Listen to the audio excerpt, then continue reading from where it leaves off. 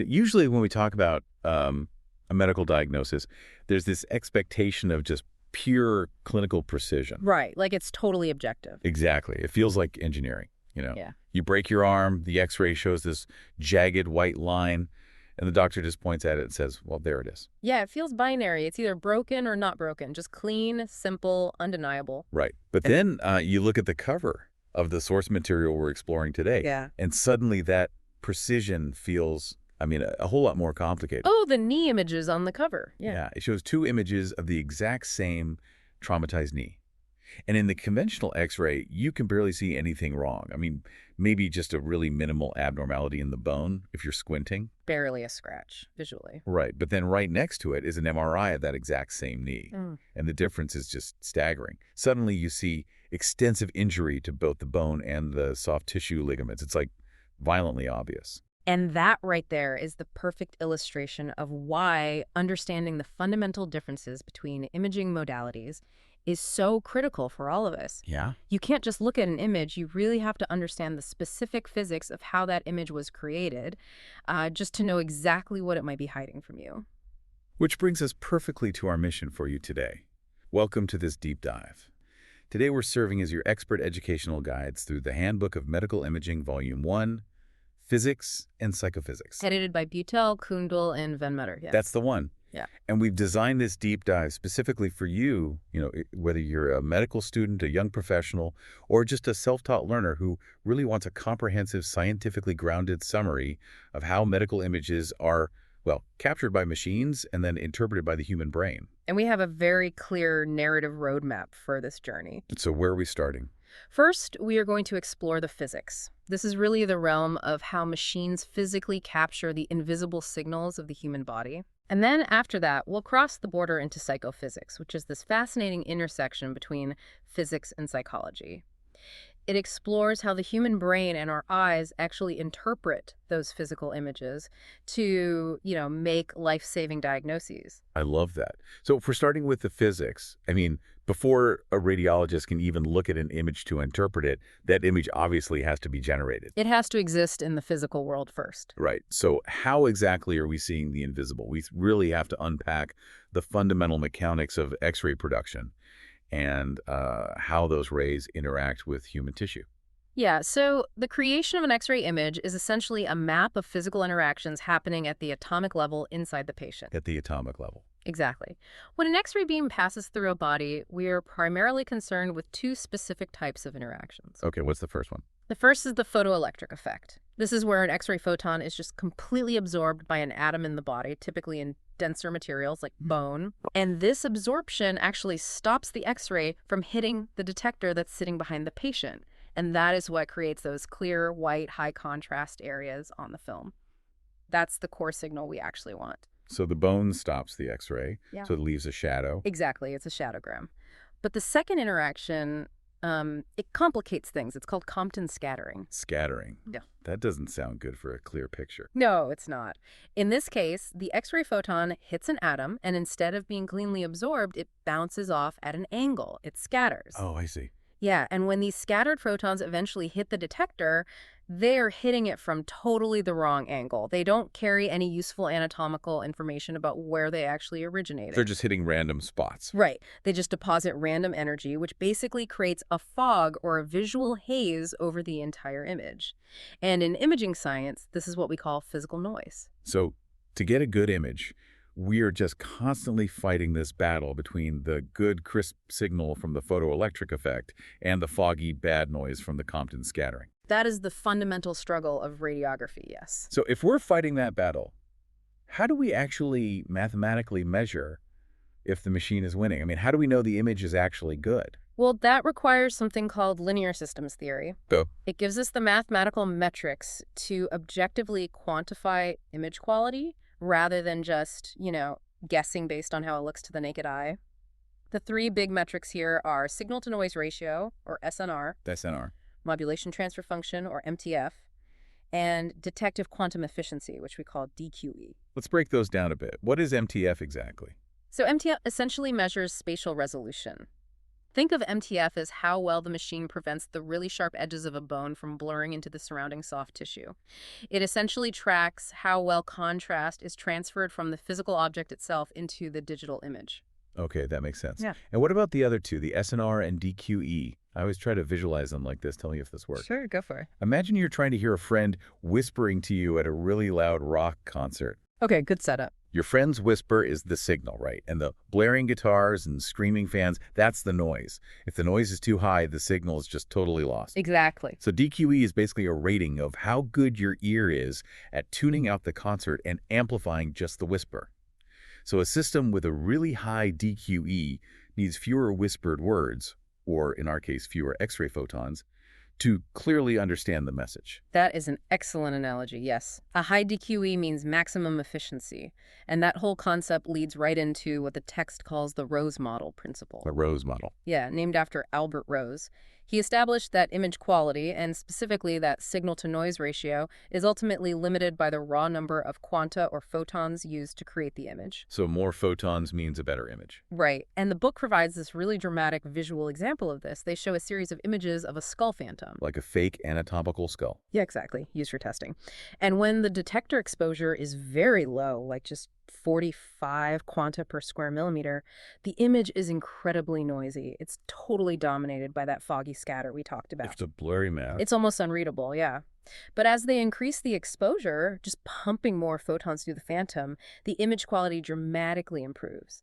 By the time they reach 6,720 quanta per square millimeter, the image of the skull is incredibly sharp, detailed, and highly diagnostic. Okay, wait, I have to push back here for a second. Oh. Yeah, because if we mathematically know that more X-ray quanta fundamentally mean better, sharper images without the fog, why are we ever settling for a noisy image? I mean, why don't we just crank up the power to 6,720 quanta per square millimeter for every single scan? I mean, you could, but you would be solving the diagnostic mystery while severely harming the patient in the process. Ah, right. The radiation. Exactly. This is the central tension in all of diagnostic radiography. It's called the ALARO principle. It stands for as low as reasonably achievable. As low as reasonably achievable. Yes. Because while increasing the number of photons definitely improves the image, it also proportionally increases the ionizing radiation dose to the patient. Which is dangerous. Very. Ionizing radiation carries a biological risk, including the potential to damage DNA and induce cancer. So we simply cannot just turn up the power.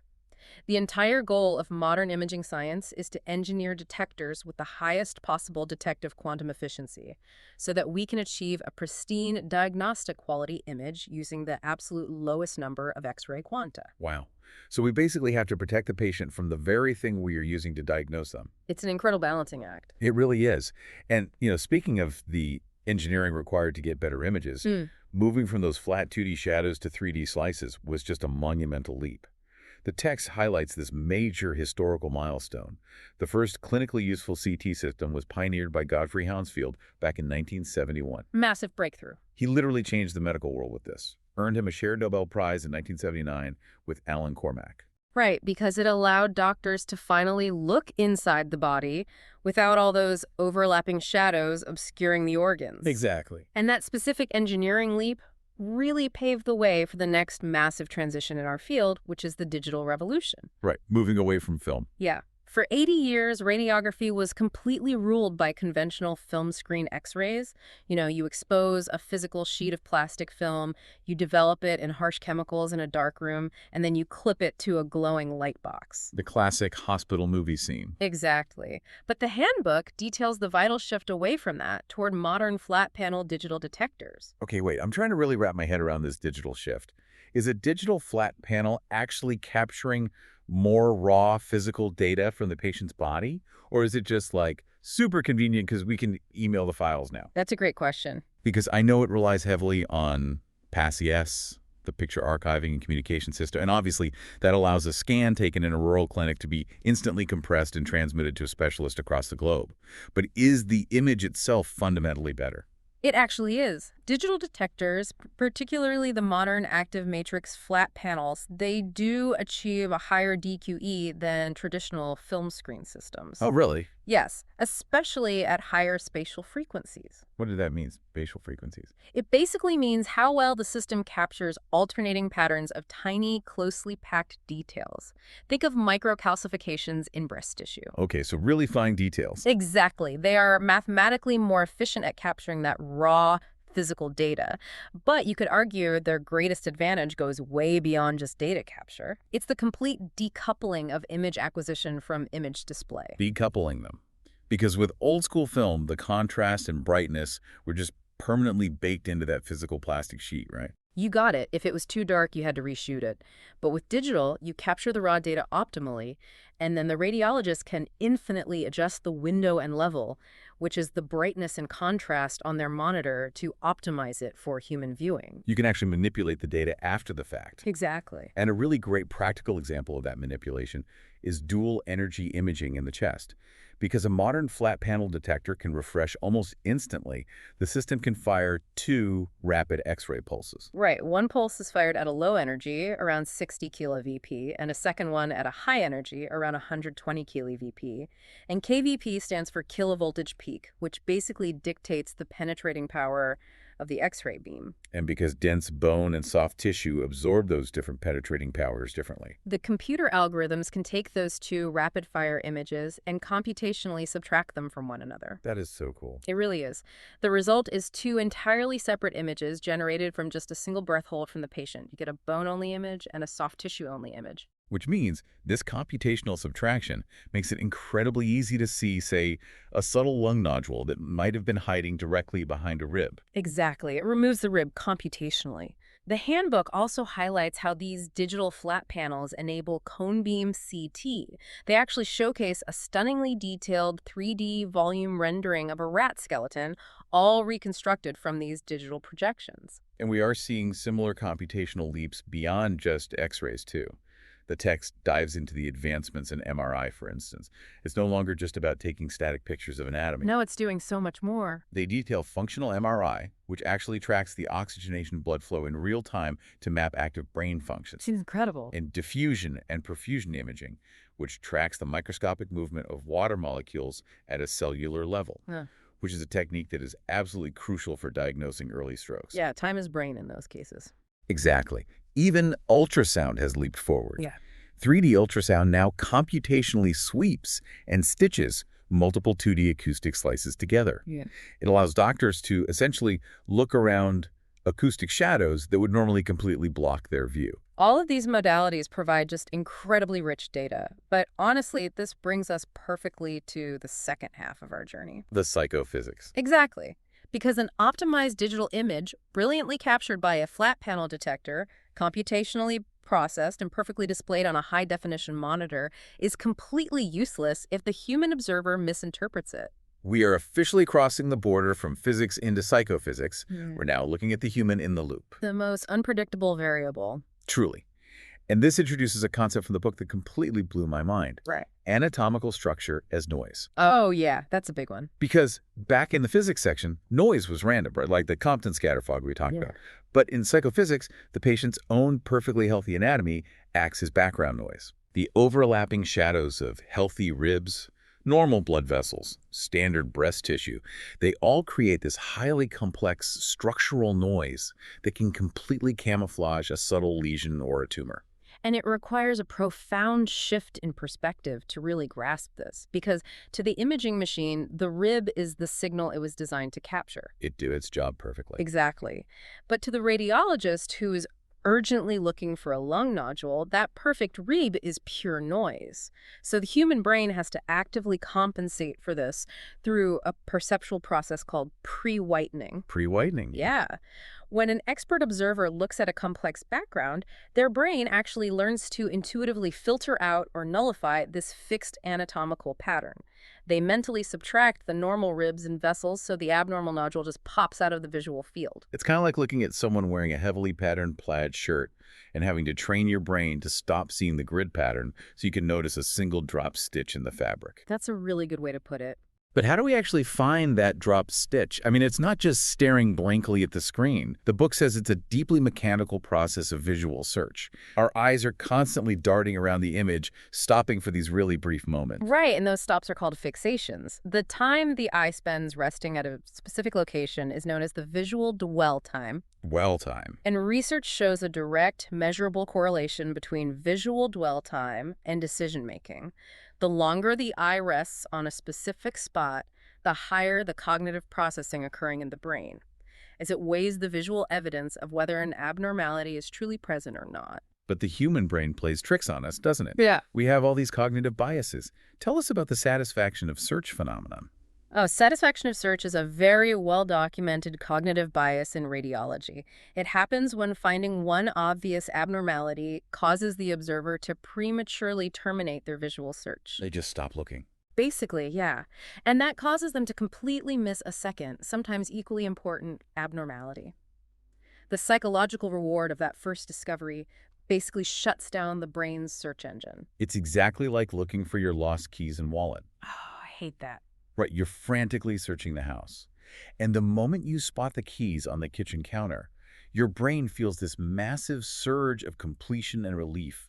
You just grab the keys and you walk out the door, completely forgetting that your wallet is still missing. You were satisfied by the first successful search. Exactly. You were satisfied, so you stopped looking. It's a perfect everyday example, and it really highlights just how much of image interpretation is happening at a subconscious, highly cognitive level. And this is brilliantly demonstrated by the 200 millisecond flash study discussed in the text. This study is wild. It really is.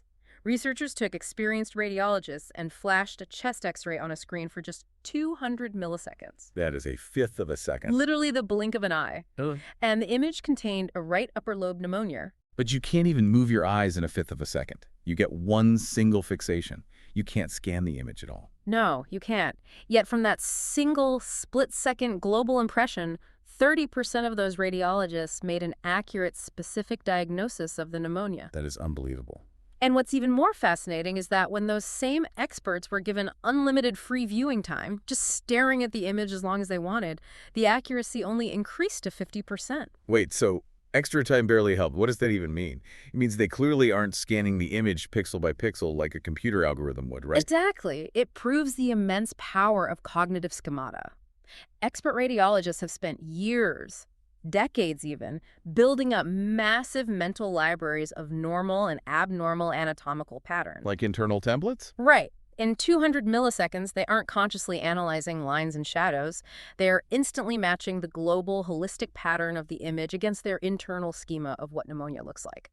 Which naturally brings up this major debate in the field about how visual recognition actually works.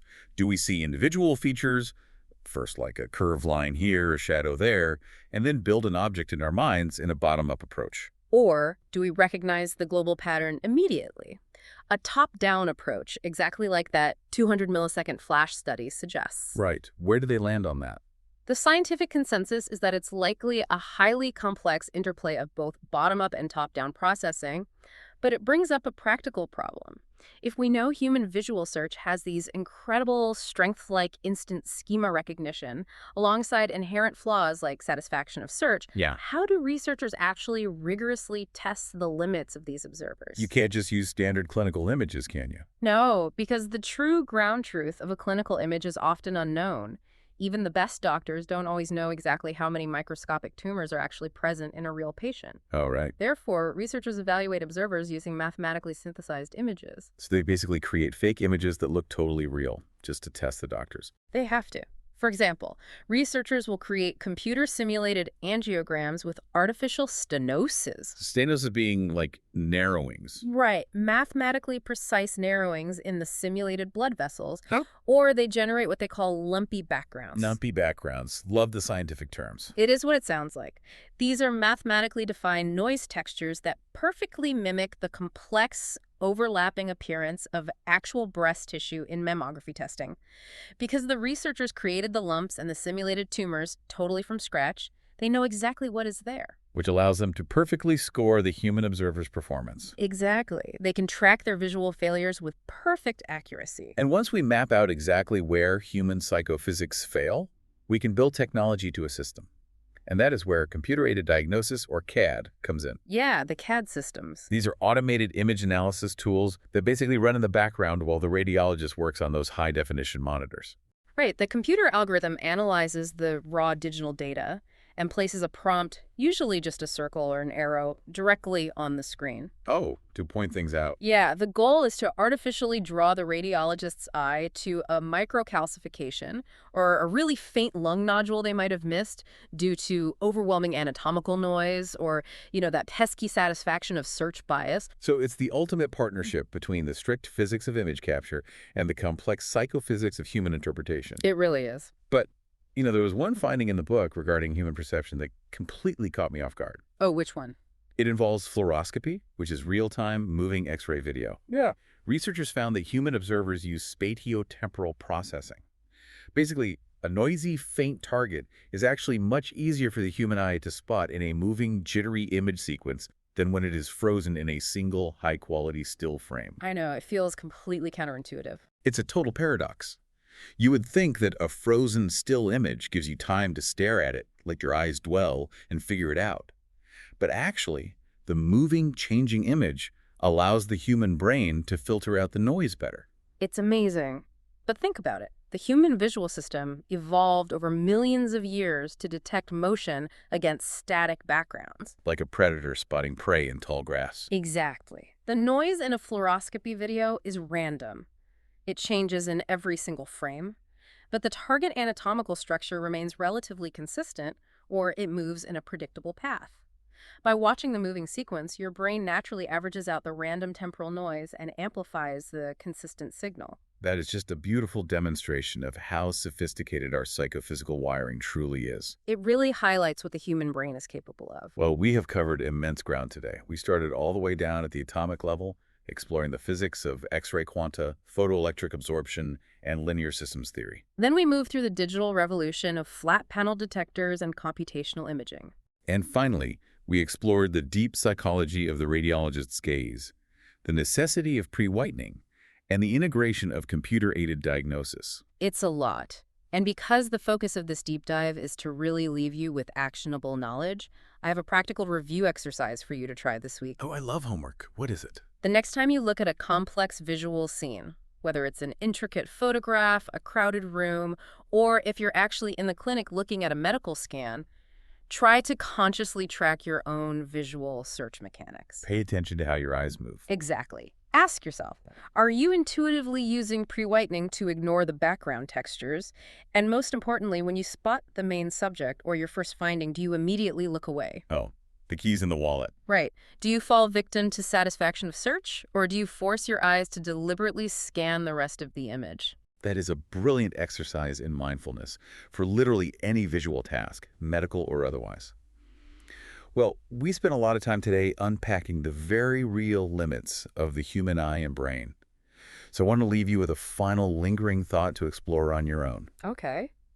If our diagnostic capabilities have historically been completely constrained by human psychophysics, our eye fixations, our reliance on cognitive schemata, and our vulnerability to biases like satisfaction of search, what happens to the very definition of disease when AI models become the primary observers? That's a heavy question. Right. If a machine learning algorithm can effortlessly pre-whiten all anatomical noise, and it never blinks, and it certainly isn't subject to satisfaction of search, will we start diagnosing and treating microscopic abnormalities that the human brain actually evolved to naturally filter out? It challenges the very threshold of what actually requires medical intervention. It really does.